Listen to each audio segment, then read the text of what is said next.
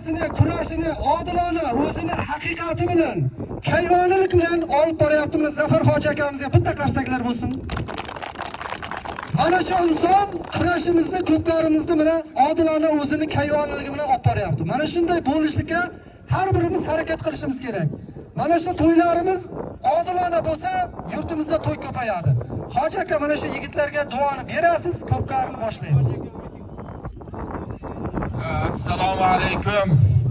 Hurmatli uzoq yaqindan kelgan polvonlar, chavog'onlar, mehmonlar, mana bugun Izzat Chavog'onni xonadoniga tashrifiga labbay deb kelgan qadamlaringizga hasanat. Mana eshonbomiz yaxshi gaplarni zikr qildilar. Duolari qabul, murodlari hosil bo'lsin.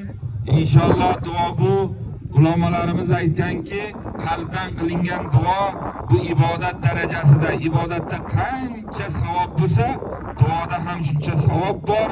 Duo insonning taqdirotini o'zgartiradi. Inshaalloh qo'l ochib bir duo qilamiz. Ilohi Bismillahirrohmanirrohim. Alhamdulillahi robbil alamin. Parvardigoro, o'zing ko'rguvchi, bilguvchi zotsan. Nimaki yaxshi niyatlarimiz bo'lsa, amalga oshirgin. Parvardigor, shamolingni berib turibsan inshaalloh.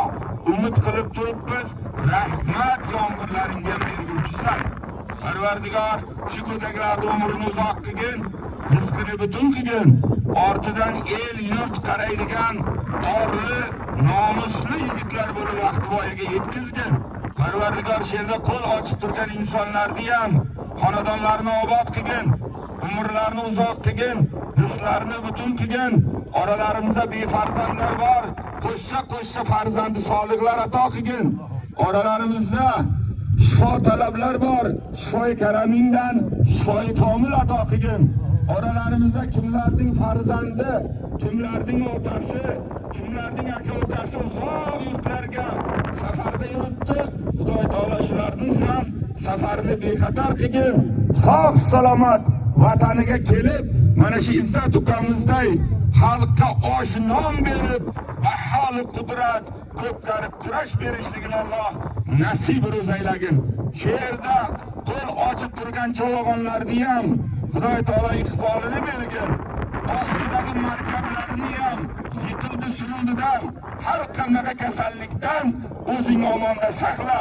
Uzoq yurtlardan, qo'shni viloyatlardan kelgan mehmonlarni ham qadamlarini hasanat qilib, yana safarlarni bexatar qilib, manziliga sog' salomat borishliklarini Alloh nasib ro'zaylagin.